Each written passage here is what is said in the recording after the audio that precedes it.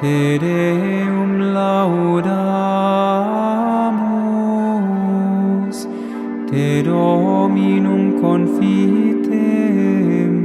Te eternum Patrem, omnis terra veneratur. Tibi omnes angeli, tibi celi et universe potestates. Tibi cherubim et seraphim,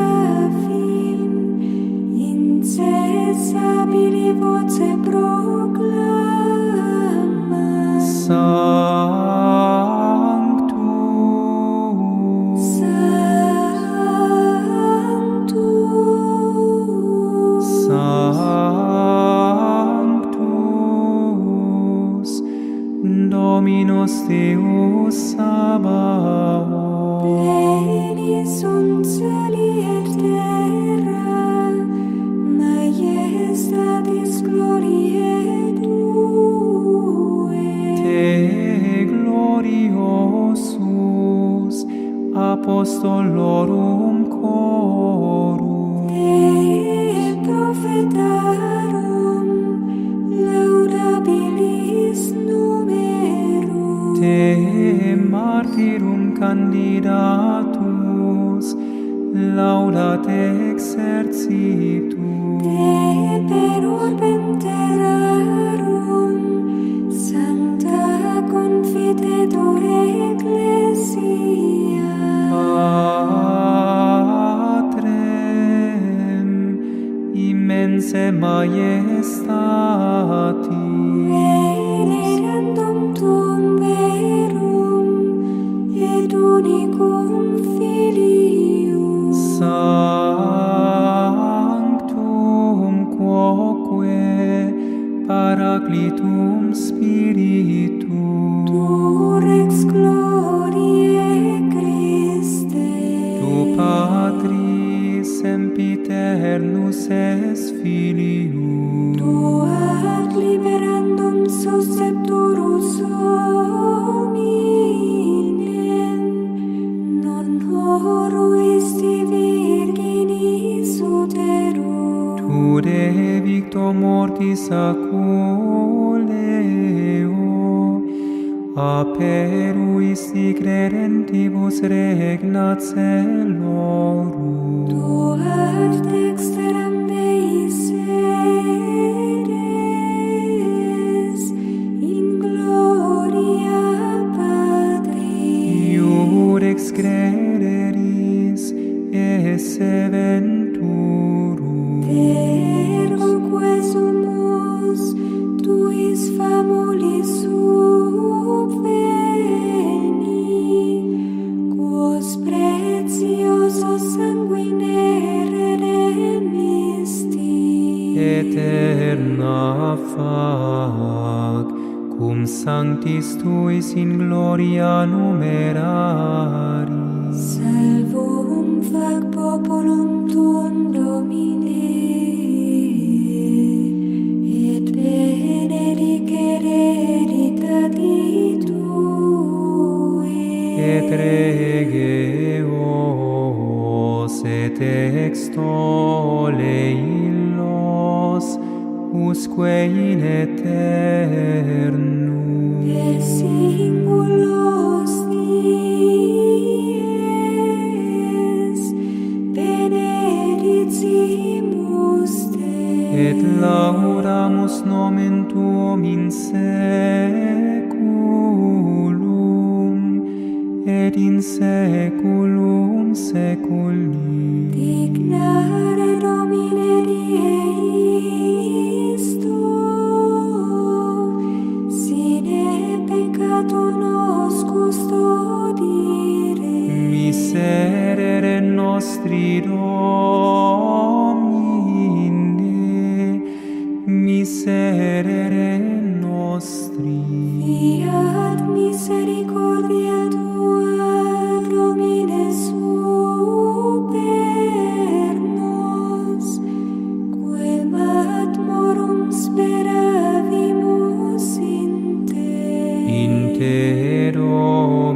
speravi, non confundar in aeternum.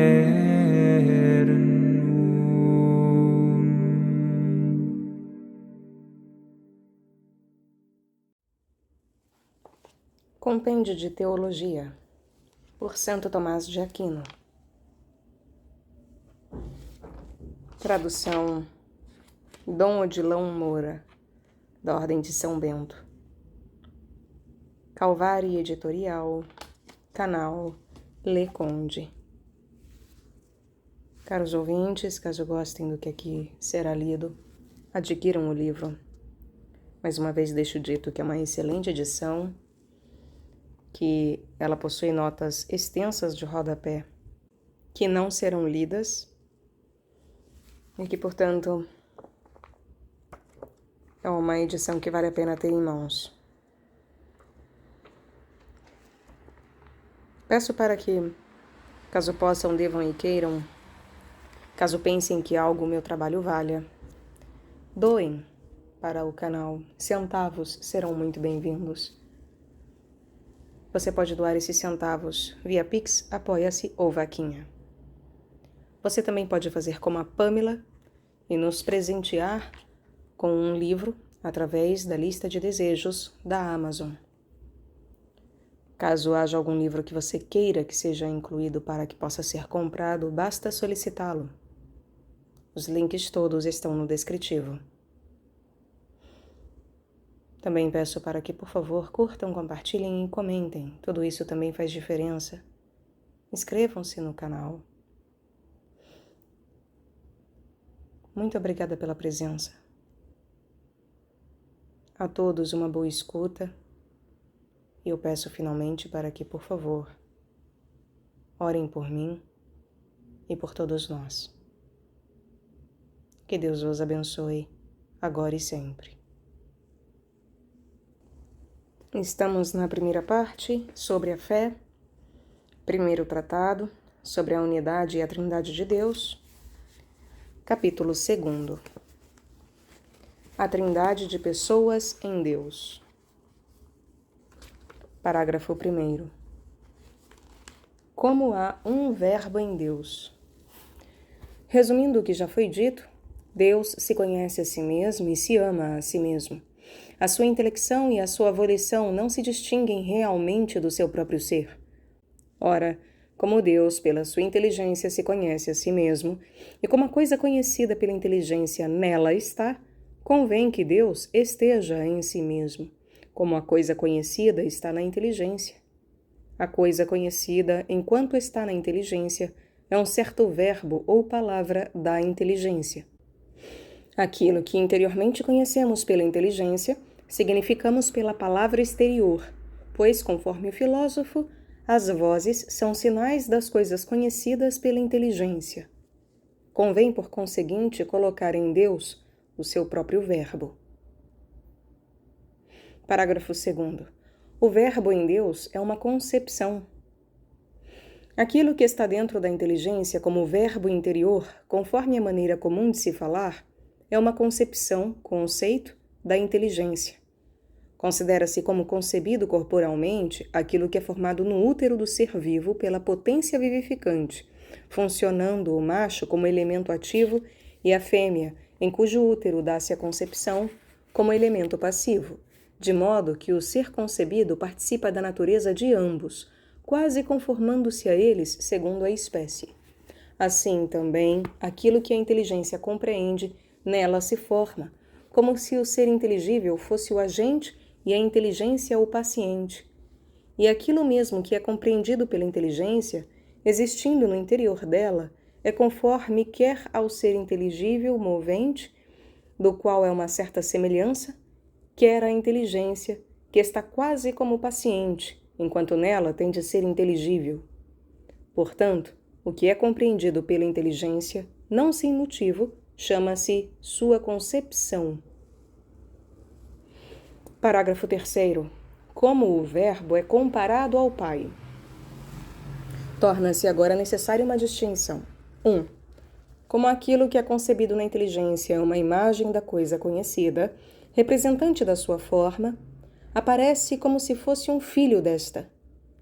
Quando a inteligência conhece algo distinto de si, a coisa conhecida é como um pai do verbo conhecido na inteligência. A inteligência, neste caso, exerce mais a função de mãe, enquanto deve dar-se para que nela se realize a concepção. 2. Quando, porém, a inteligência se conhece a si mesma, o verbo nela concebido é comparado como o filho ao pai. Como estamos nos referindo ao verbo que se forma quando Deus se conhece a si mesmo, convém que este verbo seja também comparado a Deus, de quem é verbo, como o filho ao pai. Parágrafo 4º. Como se entende a geração em Deus? Essa é a razão pela qual a regra da fé católica nos ensina a confessar que há em Deus um Pai e um Filho, quando ela diz: creio em Deus Pai e em seu Filho. Para que ninguém, ao ouvir os nomes de Pai e Filho, pense que se trata de geração carnal, quando nós, católicos, falamos de Pai e Filho, o evangelista São João, a quem foram revelados os mistérios celestes, em lugar do nome Filho, pôs o nome Verbo, para que soubéssemos que se trata de uma geração realizada na inteligência. Parágrafo 5º. O Verbo, que é Filho, tem com o Pai a mesma essência e o mesmo ser. 1. Devemos, entretanto, considerar que, como em nós o ser natural não se identifica com o ato da inteligência, torna-se necessário que o verbo concebido em nossa inteligência, o qual, por sua vez, tem apenas ser inteligível, seja de outra natureza que a dela, que tem ser natural. 2. Em Deus, porém, há identidade entre o ser e a intelecção. Por conseguinte, o Verbo de Deus, que está em Deus, cujo ser é inteligível, possui o seu ser idêntico ao de Deus, de quem é Verbo. Por isso, também é necessário que ele tenha a mesma essência e a mesma natureza de Deus. 3. Assim, tudo o que é atribuído a Deus deve também ser atribuído ao Verbo de Deus. Parágrafo 6º. Essa verdade é ensinada pela fé católica. Daí se infere o motivo por que a regra de fé católica nos ensina a professar que o Filho é consubstancial ao Pai. E assim, 2 erros são excluídos. 1. Em primeiro lugar, para que não se entenda Pai e Filho como existem na geração carnal, na qual o Filho origina-se da substância do Pai como que por uma separação. Se assim fosse, o Filho não poderia ser consubstancial ao Pai. 2. Em segundo lugar, para que também não consideremos o Pai e o Filho conforme a geração que se processa na inteligência humana, como o Verbo é concebido em nossa inteligência, vindo a ela acidentalmente, e existindo nela como não vindo da própria essência. Parágrafo 7º. Em Deus não há diferença entre o Pai e o Filho, de tempo, de espécie e de natureza. Quando as coisas não se distinguem realmente pela essência, é impossível que haja entre elas distinção de espécie, de tempo e de natureza. Como o Verbo é consubstancial, essas 3 distinções não se realizam entre o Verbo e o Pai. 1. Assim é que não pode haver distinção de tempo. Como este Verbo esteja em Deus conforme Deus se conhece a si mesmo, concebendo assim um Verbo inteligível, conviria que, se em algum tempo o Verbo não existisse, Deus, nesse tempo, não se conheceria. Como Deus sempre existe, também sempre se conhece a si mesmo. Como a sua intelecção se identifica com o seu próprio ser, o seu Verbo também sempre existe. Por isso dizemos, segundo a regra da fé católica, nascido do Pai antes de todos os séculos. 2. É também impossível que o Verbo se distinga de Deus como sendo de uma espécie inferior, porque Deus se conhece a si mesmo totalmente como existe. Tem perfeita espécie o Verbo, que é perfeitamente conhecido pela inteligência que o concebe. Por conseguinte, é necessário que o Verbo de Deus seja absolutamente perfeito, como a espécie divina. Há coisas que procedem de outras, mas delas não recebem a espécie perfeita.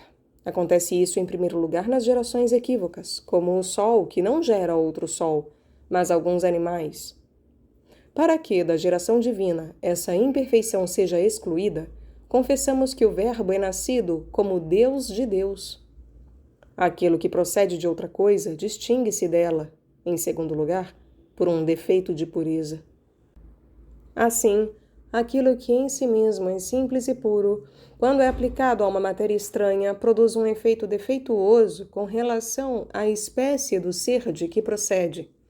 Isso acontece, por exemplo, com a casa enquanto está planejada na mente do artista e enquanto é realizada na construção, com a luz recebida em um corpo delimitado, que se modifica em cores, com o fogo quando aquece elementos simples e os transforma em compostos, e com raios luminosos quando diante deles se põem corpos opacos e surge sombra.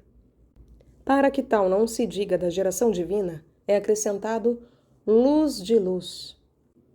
Em terceiro lugar, aquilo que procede de outras coisas pode não conservar a mesma espécie devido a um defeito de verdade, porque então não recebe a sua verdadeira natureza, mas somente alguma semelhança, como a imagem no espelho, a pintura, a escultura, ou, em outra ordem, as imagens das coisas, na inteligência ou nos sentidos. Ora, a imagem do homem não pode ser chamada de verdadeiro homem, mas de semelhança do homem. A pedra não está na alma, como diz o filósofo, mas a forma da pedra. Para que isso seja excluído da geração divina, é acrescentado Deus verdadeiro de Deus verdadeiro. 3. É impossível também que pela natureza o Verbo distinga-se de Deus, pois é natural a Deus conhecer-se a si mesmo. Há coisas que a inteligência as conhece por ato que lhe é natural, como a nossa conhece os primeiros princípios. Com muito mais razão, Deus, cuja intelecção se identifica com o próprio ser, conhece-se naturalmente. O Verbo de Deus vem de Deus por processo natural, não como algo que proceda de outrem, por origem não natural, como as coisas artificiais vêm de nós. E, nesse caso, afirmamos que as fazemos. As coisas, porém, que naturalmente procedem de nós, afirmamos que as geramos, como dizemos dos filhos. Para que não se entenda que o Verbo de Deus não procede do Pai por natureza, mas que procede por poder de vontade, acrescentou-se gerado, não feito ou não criado. Parágrafo 8º. Conclusão dessas premissas. Como dessas premissas, evidentemente, infere-se que as condições acima relacionadas, referentes à geração divina, ajustam-se à consubstancialidade do Pai e do Filho, acrescenta-se finalmente, como compêndio de todas essas verdades, consubstancial ao Pai. Parágrafo 9. Deus está em si mesmo como o amado no amante. 1.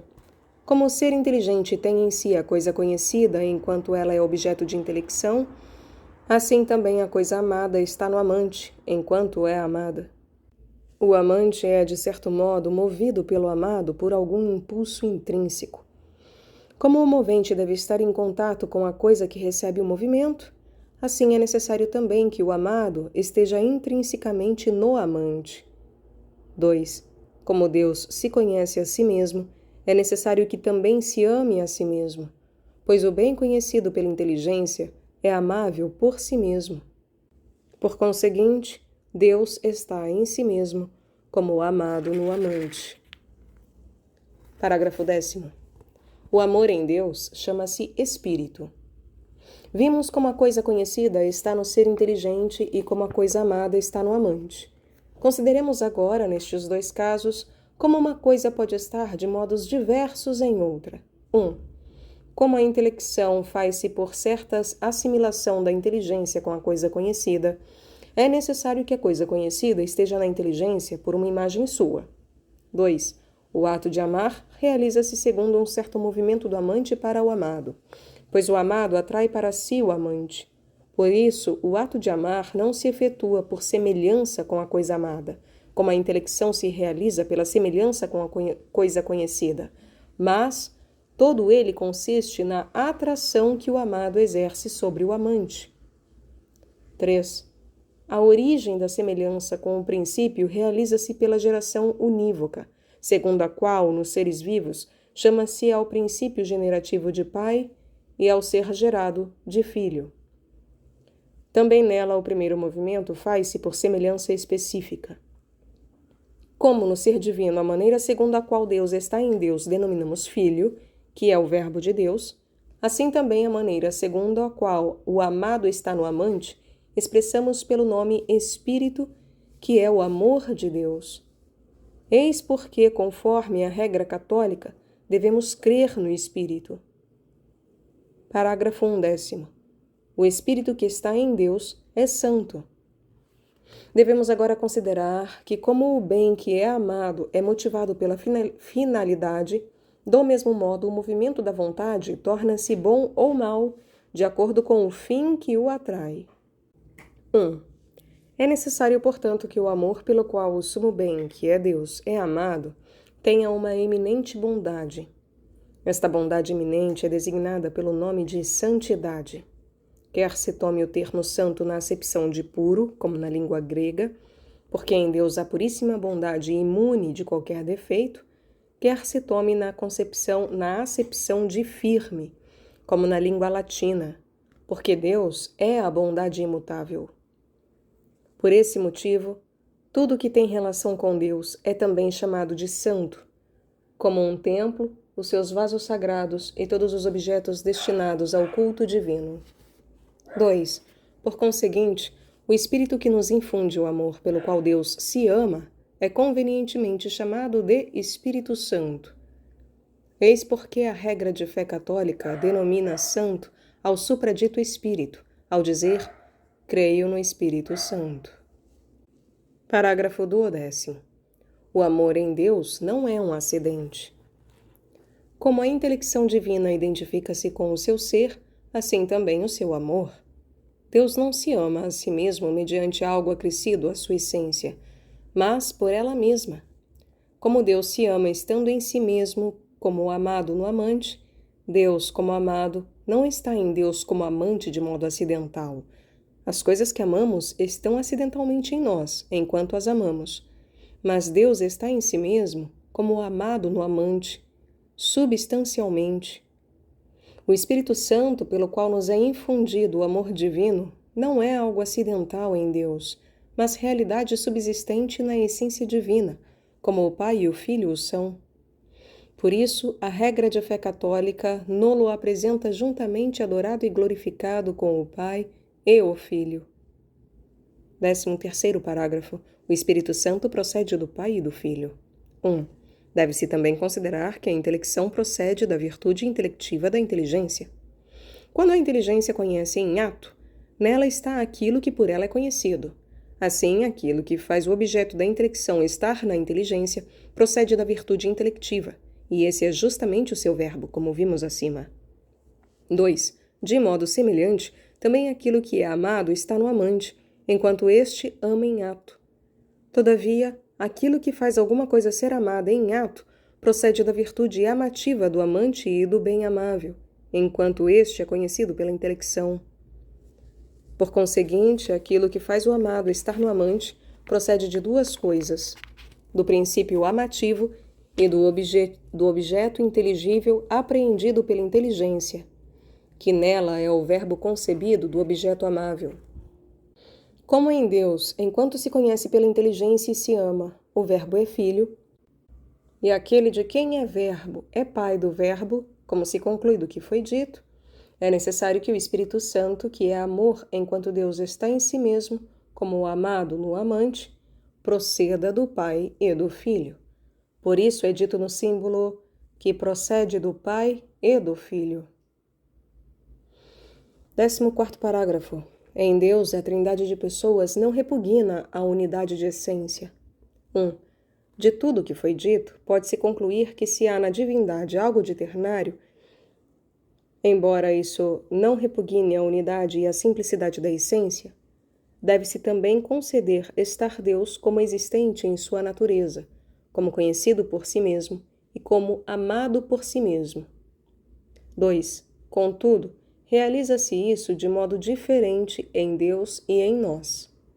No homem, este na sua natureza é uma substância, mas a sua intelecção e o seu amor não se identificam com a substância. Ora, o homem, considerado na sua natureza, é uma determinada realidade subsistente. Considerado, porém, enquanto está na própria intelecção, ele não é uma realidade subsistente, mas uma certa imagem da coisa subsistente. Também não é, se considerado em si mesmo, como o amado no amante. Consequentemente, pode-se considerar no homem três coisas: o homem existindo na sua natureza, o homem existindo na sua inteligência e o homem existindo no seu amor. Todavia, essas três coisas não formam uma só coisa, porque a sua intelecção não é a sua existência, nem o seu amor. Assim, das três, uma só é realidade subsistente, qual seja o homem existindo na sua natureza. Em Deus, porém, identificam-se o ser, a intelecção e o amor. Consequentemente, Deus existindo no seu ser natural, Deus existindo na sua inteligência e Deus existindo no seu amor, formam uma só coisa, mas em cada uma dessas maneiras de existir, ele é subsistente. 3. Os latinos denominavam pessoa as naturezas intelectuais subsistentes. Os gregos, porém, hipóstases. Eis porque aqueles falam de três pessoas em Deus e estes de três hipóstases. São elas o Pai, o Filho e o Espírito Santo. 15º parágrafo. Parece repugnar a razão a trindade de pessoas em Deus. Surge do que foi dito uma aparente contradição. 1. Pondo-se em Deus algo de ternário, e como o número acarreta divisão, dever-se-ia também pôr em Deus alguma diferenciação, segundo a qual as três realidades diferenciar-se-iam. Ora, se assim fosse, não haveria em Deus a suma simplicidade. 2. Realmente, se três coisas convêm em algo, e em algo se diferenciam, há aí necessariamente composição, mas tal composição é conflitante com o que foi dito acima. 3. Além disso, se necessariamente há um só Deus, como vimos acima, e se nenhuma natureza una origina-se ou procede de si mesma, é impossível existir Deus gerado e Deus procedente. É falso, portanto, atribuírem-se a Deus os nomes de Pai, de Filho e de Espírito Santo procedente. 16º parágrafo. Solução da dificuldade pela distinção das pessoas, conforme a relação. Para vencer essa dificuldade, devemos considerar que, variando conforme a diversidade da natureza, há muitas maneiras pelas quais as coisas originam-se ou procedem de outras. 1. Nas coisas sem vida, que não se movem por si mesmas, mas que intrinsecamente são sempre movidas, uma origina-se de outra por uma espécie de mutação ou alteração provocada por um agente externo, como o fogo é gerado pelo fogo, o ar pelo ar. 2.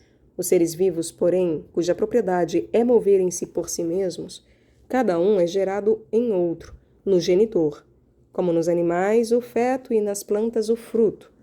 Contudo, neles as diversas maneiras de procedência variam conforme as diferentes potências. Há potências cujas operações não se estendem senão aos corpos, pois elas são materiais, como as da alma vegetativa, isto é, as potências nutritiva, aumentativa e generativa. Nesses tipos de potências da alma só pode originar-se algo de corpóreo, com distinção corpórea, mas, de certo modo, ficando ligado ao ser do qual procede. Há outras potências da alma, cujas operações não transcendem a ordem corpórea, mas se estendem às semelhanças dos corpos que são recebidos sem matéria, como acontece com todas as potências da alma sensitiva. O sentido é, conforme o filósofo, uma potência receptiva das espécies sem matéria. Essas potências, apesar de receberem, de certo modo, materialmente, as formas das coisas, contudo, não as recebem sem um órgão corpóreo. Se é por intermédio deles que há, nessas potências da alma, uma processão, o ser que procede não é algo de corpóreo, nem distinto por diferença corpórea, nem corporalmente unido a elas, mas, de certo modo, distinto incorporal e imaterialmente, sem, contudo, dispensar o auxílio de um órgão corpóreo.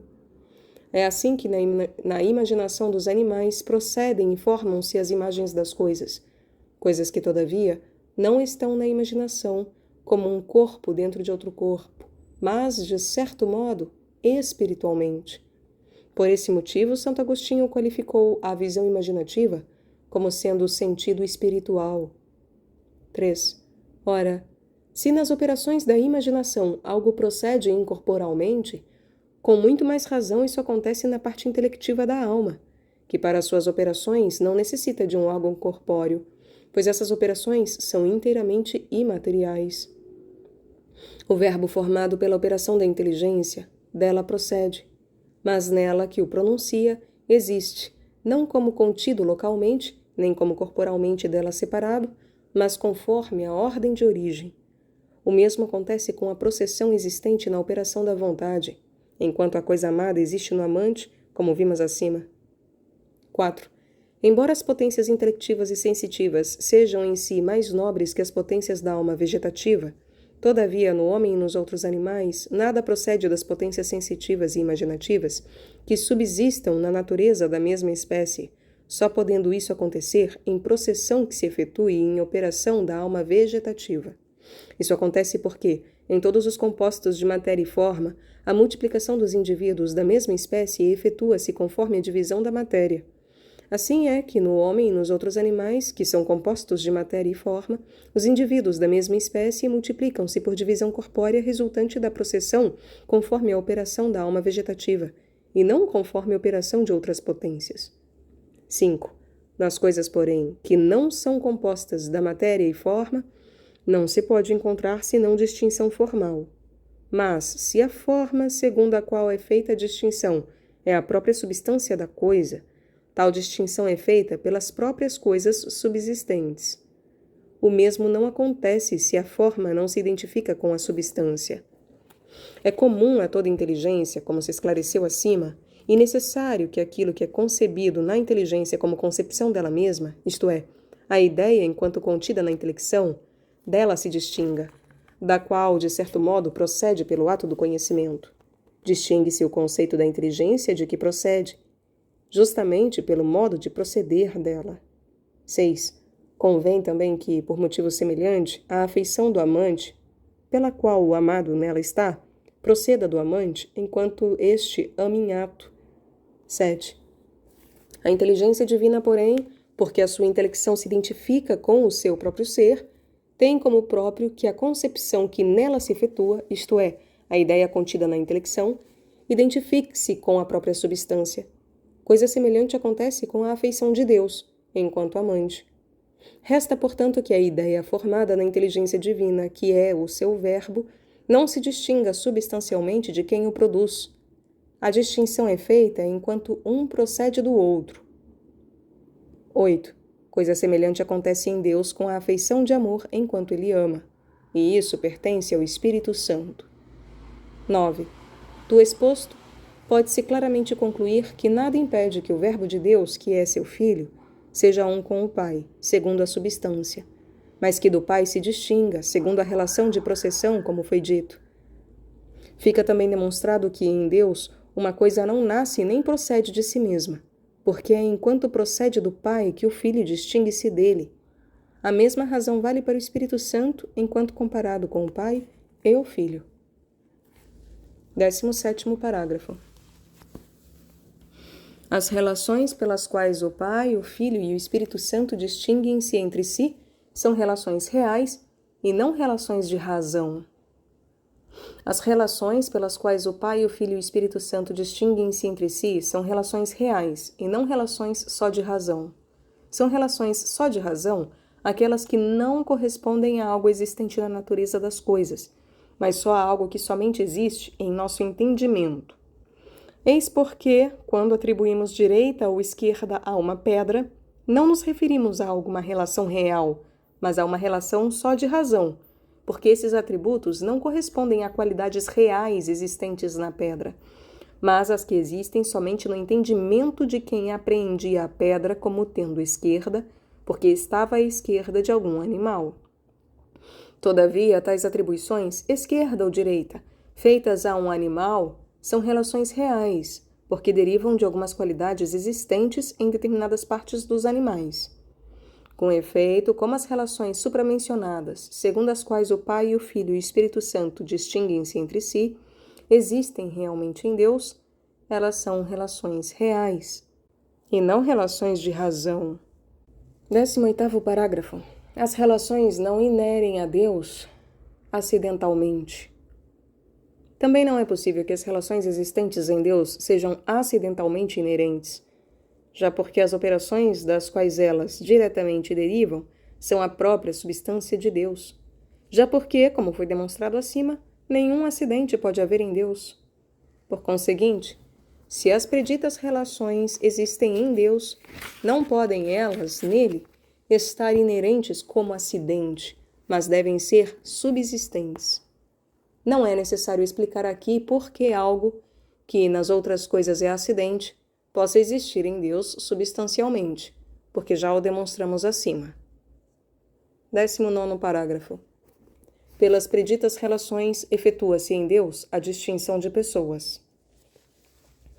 Porque no ser divino a distinção é feita por relações que não são acidente, mas por relações subsistentes, e como a distinção das coisas subsistentes em qualquer natureza intelectual é uma distinção pessoal, necessariamente efetua-se em Deus, pelas preditas relações, também distinção pessoal.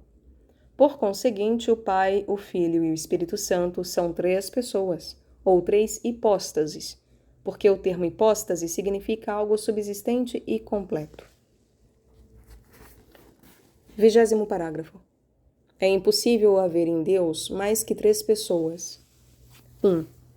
É impossível haver em Deus mais que 3 pessoas, porque é impossível que as pessoas divinas se multipliquem por divisão de substância. Elas somente podem se multiplicar por relação de determinada processão, não de qualquer processão, mas somente daquela cujos termos não estejam fora da divindade. Se o termo estiver fora da divindade, ela não é de natureza divina, e como tal, não pode ser pessoa ou hipóstase divina. Uma processão cujo termo não seja extrínseco à divindade não pode realizar-se em Deus senão por via de operação da inteligência, como procede o verbo, ou por via de operação da vontade, como procede o amor, como já foi esclarecido acima. Por isso, não pode haver algo em Deus como pessoa divina procedente, a não ser como verbo ao qual denominamos filho, ou como amor, ao qual denominamos Espírito Santo. 2. Ademais, como Deus conhece todas as coisas por uma só intuição de sua inteligência, e de modo semelhante ama todas as coisas por um só ato de sua vontade, é impossível existir em Deus muitos verbos e muitos amores. Se o Filho procede como verbo e o Espírito Santo procede como amor, é impossível haver em Deus muitos filhos e muitos Espíritos Santos. 3. Ademais, perfeito é aquilo que nada do seu ser tem fora de si. Por conseguinte, não é simplesmente perfeito aquilo que admite fora de si alguma coisa que pertença ao seu gênero. Por essa razão, os seres que são simplesmente perfeitos na sua natureza não se multiplicam numericamente, como Deus, o Sol, a Lua, etc. É conveniente que o Filho e o Espírito Santo sejam simplesmente perfeitos, pois cada um deles é Deus, como já foi esclarecido. Por esse motivo, é impossível haver muitos filhos e muitos Espíritos Santos. 4. Ademais, é impossível multiplicar-se numericamente aquilo que faz a coisa subsistente ser ela mesma e distinta das outras coisas, porque o que é individualizado não pode ser predicado de muitas coisas. Ora, é pela filiação que o Filho é esta pessoa divina em si, subsistente e distinta das outras, assim como é pelos princípios de individuação que Sócrates é determinada pessoa humana. Como os princípios de individuação que fazem Sócrates ser este homem não podem convir senão a um só, assim também a filiação em Deus não pode convir senão a um. Coisa análoga acontece na relação entre o Pai e o Espírito. É impossível, portanto, haver em Deus muitos pais, muitos filhos e muitos Espíritos Santos. 5. Finalmente, as coisas que têm unidade de forma não se multiplicam numericamente, senão em muitos sujeitos. Ora, em Deus não há matéria. Logo, o que em Deus tem unidade de espécie e de forma não pode multiplicar-se numericamente, como as têm a paternidade, a filiação e a processão do Espírito Santo. Por isso é impossível haver em Deus muitos pais, muitos filhos e muitos Espíritos Santos. 21º parágrafo. Sobre as propriedades ou noções em Deus. Quantas há no Pai? Existindo, pois, em Deus distinção numérica de pessoas, como vimos, é necessário que haja também um certo número de propriedades que diferenciem as pessoas entre si. Ao Pai devem ser atribuídas 3 propriedades. Uma, pela qual o Pai distingue-se só do Filho. Denomina-se esta paternidade. Outra, pela qual distingue-se das outras 2 pessoas, isto é, do Filho e do Espírito Santo. Denomina-se esta inascibilidade, porque o Pai, enquanto Deus, não procede de outra pessoa. A terceira propriedade é aquela pela qual o Pai, juntamente com o Filho, distingue-se do Espírito Santo. Denomina-se comum expiração. Não se deve, porém, atribuir ao Pai uma outra propriedade pela qual ele se diferenciaria só do Espírito Santo, porque o Pai e o Filho são um único princípio do Espírito Santo, como acima ficou esclarecido. 22º parágrafo. Quantas e quais são as propriedades do Filho e do Espírito Santo? 1. Necessariamente convém ao Filho 2 propriedades. A primeira, pela qual distingue-se do Pai e se chama filiação. Outra, pela qual, juntamente com o Pai, distingue-se do Espírito Santo e se chama comum expiração. Não se deve atribuir ao Filho uma propriedade que o distinguisse somente do Espírito Santo, porque, como foi dito, o Pai e o Filho são um único princípio do Espírito Santo. Do mesmo modo, não se poderia pensar numa outra propriedade pela qual o Espírito Santo, juntamente com o Filho, se distinguisse do Pai. O Pai, porém, distingue-se das outras 2 pessoas por uma só propriedade, a inascibilidade, enquanto não procede de outra pessoa. Mas porque o Filho e o Espírito Santo não procedem por uma só processão, pois procedem por mais de uma, distinguem-se do Pai por 2 propriedades. 2. O Espírito Santo tem uma só propriedade, pela qual se distingue do Pai e do Filho, que se chama processão. Do que foi dito acima, conclui-se que não se pode atribuir ao Espírito Santo outra propriedade pela qual se distinguisse só do Pai ou só do Filho. 3.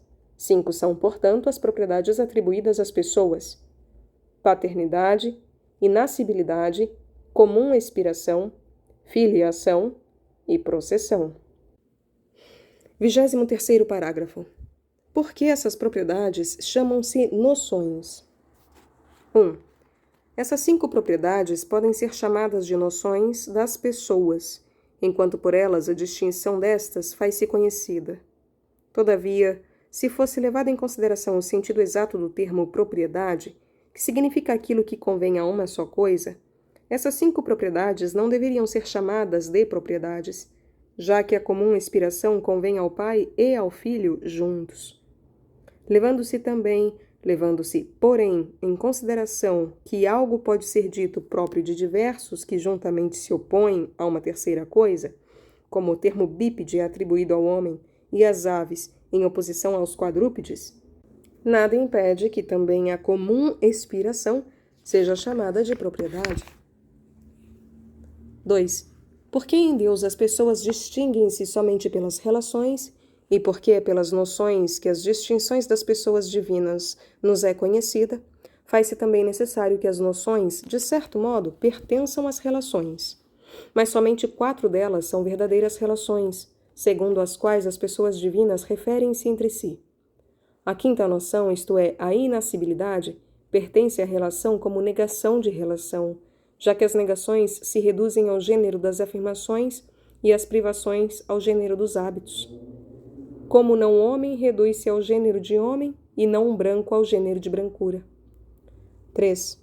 Deve-se também saber que das relações pelas quais as pessoas divinas referem-se umas às outras, algumas têm nome como paternidade e filiação, nomes que significam por si mesmos relação, e que algumas não têm nome, isto é, aquelas pelas quais o Pai e o Filho referem-se ao Espírito Santo e o Espírito Santo a ambos. Nesse caso, para designar as relações, usamos os nomes das origens dessas relações. 4. É evidente que os termos comum expiração e processão significam origem, mas não significam as relações decorrentes da origem.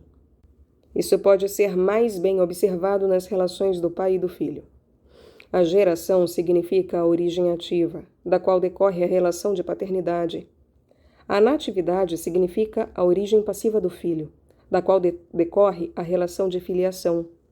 Do mesmo modo, da comum expiração deve surgir alguma relação, bem como da processão.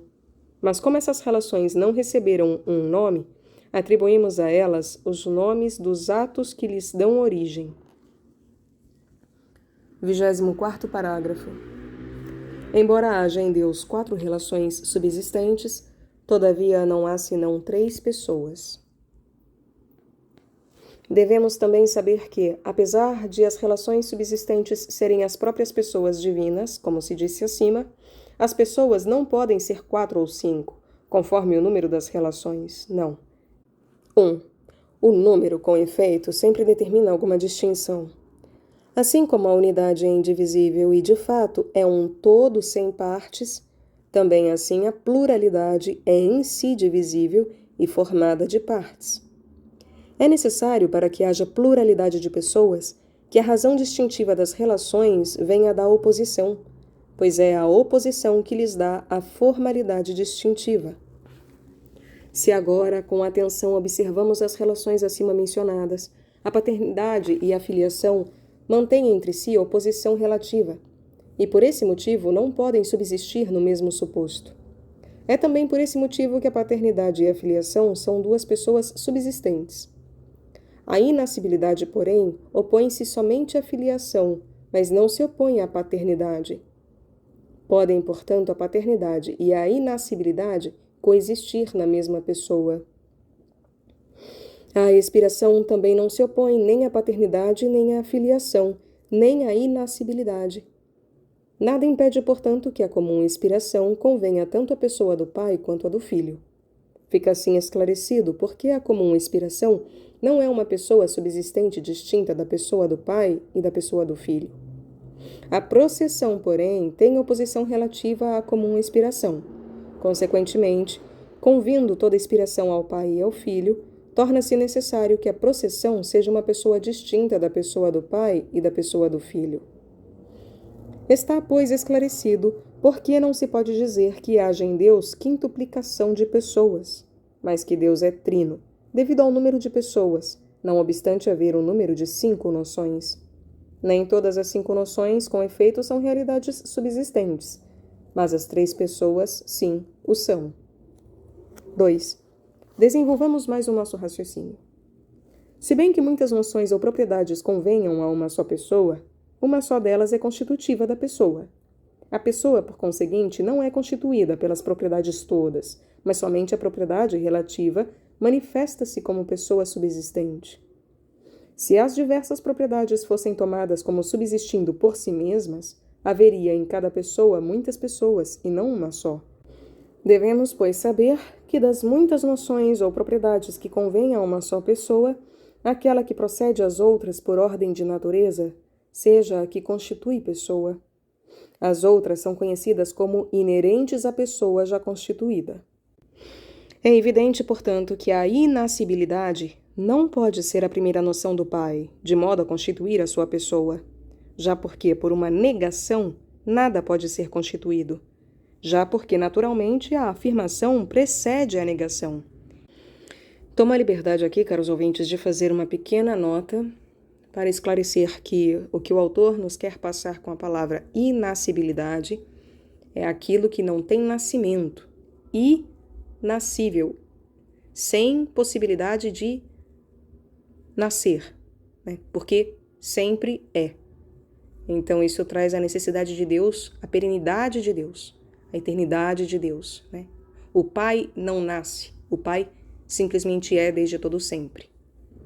E por isso que ele fala que não é possível através de uma negação, porque inascibilidade é uma negação, é uma adjetivação daquele que não pode ter sido parido ou não pode ter sido nascido. Seria como isso. Continuemos. A comum expiração pressupõe, por ordem de natureza, a paternidade e a filiação, como também a processão de amor, pressupõe a processão do Verbo. Por isso, nem a comum inspiração pode ser a primeira noção, quer do Pai, quer do Filho. E nada mais resta senão aceitar que a primeira noção do Pai é a paternidade, e que a primeira noção do Filho é a filiação, e a do Espírito Santo somente a processão. Assim, pois, as três noções constitutivas das pessoas são a paternidade, a filiação e a processão. 3. Essas noções devem ser também propriedades das respectivas pessoas, porque aquilo que constitui uma pessoa, só a ela deve convir, e porque os princípios da individuação não podem convir a muitas coisas. Essas três noções, por conseguinte, são denominadas propriedades pessoais, como se constituíssem as pessoas pela maneira que expusemos. As outras são denominadas propriedades ou noções de pessoas. Não são denominadas propriedades ou noções pessoais, mas de pessoas, porque não constituem as pessoas. 25º parágrafo. Removidas pela inteligência, as propriedades pessoais não permanecem as hipóstases. Desenvolvendo-se mais o raciocínio, verifica-se que, removidas pela inteligência as propriedades pessoais, também não se salvam mais as hipóstases.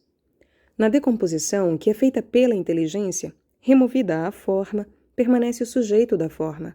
Assim, removida a cor branca, permanece a superfície. Removida a superfície, permanece a substância. Removida desta a forma substancial, permanece a matéria-prima. Quando, porém, se remove o próprio sujeito, nada mais permanece. Ora, as propriedades pessoais são as próprias pessoas subsistentes. Elas não constituem as pessoas como se fossem acrescidas aos supostos já existentes, porque nada que é afirmado de Deus, de um modo absoluto, pode ser realmente distinto, mas somente o que é afirmado de modo relativo. Conclui-se, pois, que, removidas as propriedades pessoais pela inteligência, não mais permanecem as hipóstases distintas. Mas, removidas as noções não pessoais, permanecem as hipóstases distintas. 26º parágrafo. Como a essência divina permanece tendo sido removidas pela inteligência as propriedades pessoais.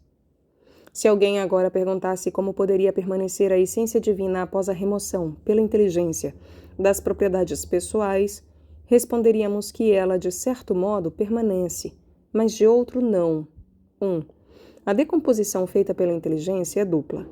A primeira, que se processa abstraindo-se a forma da matéria, numa sequência na qual se parte do que é mais formal para o que é mais material, pois é o primeiro sujeito que permanece por último. A última forma, porém, é removida antes das outras.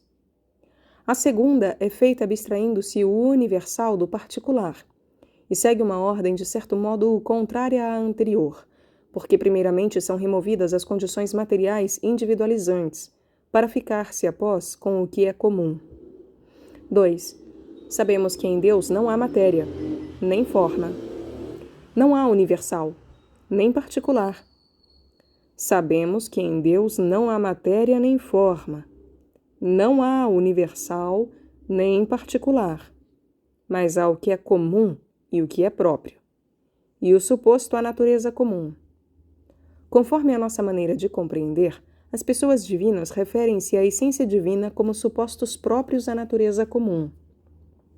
Considerando-se, pois, a primeira decomposição feita pela inteligência, removidas as propriedades pessoais, que são as próprias pessoas subsistentes, não permanece a natureza comum. Considerando-se a segunda, a natureza comum permanece. 27º parágrafo. Da ordem dos atos pessoais com relação às propriedades pessoais. 1. Pelo exposto, fica esclarecida também a ordem lógica existente entre os atos pessoais e as propriedades pessoais. As propriedades pessoais identificam-se com as pessoas subsistentes. Sabemos que uma pessoa subsistente de qualquer natureza age comunicando a sua natureza em virtude dessa própria natureza. A forma de uma espécie é o princípio generativo de um ser semelhante a si, conforme essa mesma espécie.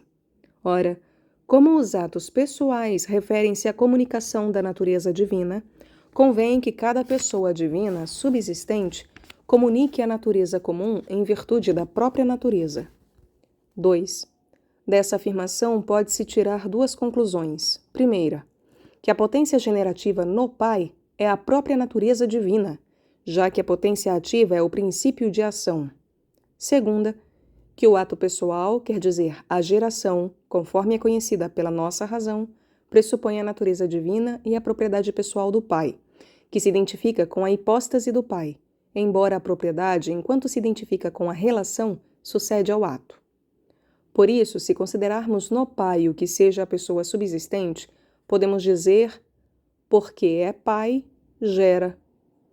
Se, porém, considerarmos o que seja no Pai relação, podemos inverter a frase e dizer, porque gera, é Pai.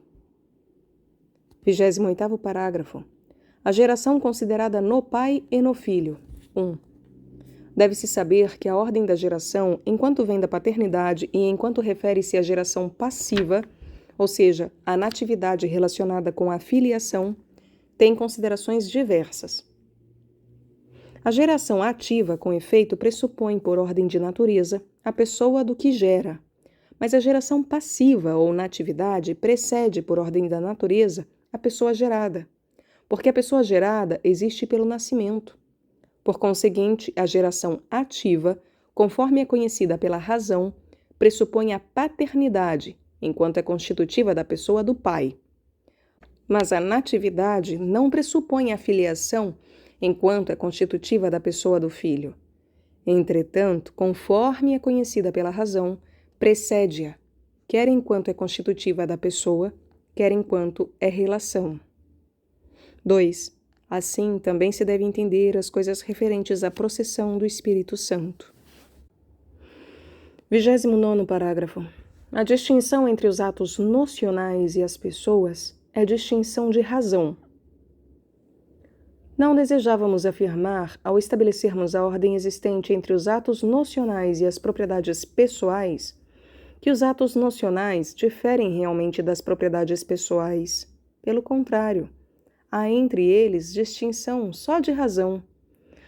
Assim como a intelecção em Deus é o mesmo Deus enquanto é ser inteligente, assim também a geração no Pai é o próprio Pai, enquanto é princípio de geração, não obstante haver diversidade de significação. Do mesmo modo, apesar de haver em uma só pessoa muitos atos nocionais, nelas não há composição alguma. As duas relações pertinentes à pessoa do Pai, isto é, a paternidade e a comum expiração, identificam-se realmente enquanto pertencem à pessoa do Pai. Assim como a paternidade identifica-se com o Pai, do mesmo modo a comum expiração, enquanto pertence ao Pai, identifica-se com ele. Mas a comum expiração, enquanto está na pessoa do Filho, identifica-se com o Filho. A distinção é feita, pois, pela referência aos diversos termos da relação. O Pai refere-se ao Filho pela paternidade, e pela comum inspiração ao Espírito Santo. O Filho, semelhantemente, refere-se ao Pai pela filiação, e ao Espírito Santo pela comum inspiração. 30º parágrafo. As propriedades relativas identificam-se realmente com a essência divina. Convém que as propriedades relativas sejam a mesma essência divina. 1. As propriedades relativas identificam-se com as pessoas subsistentes. Ora, em Deus, uma pessoa subsistente, outra coisa não pode ser que a essência divina.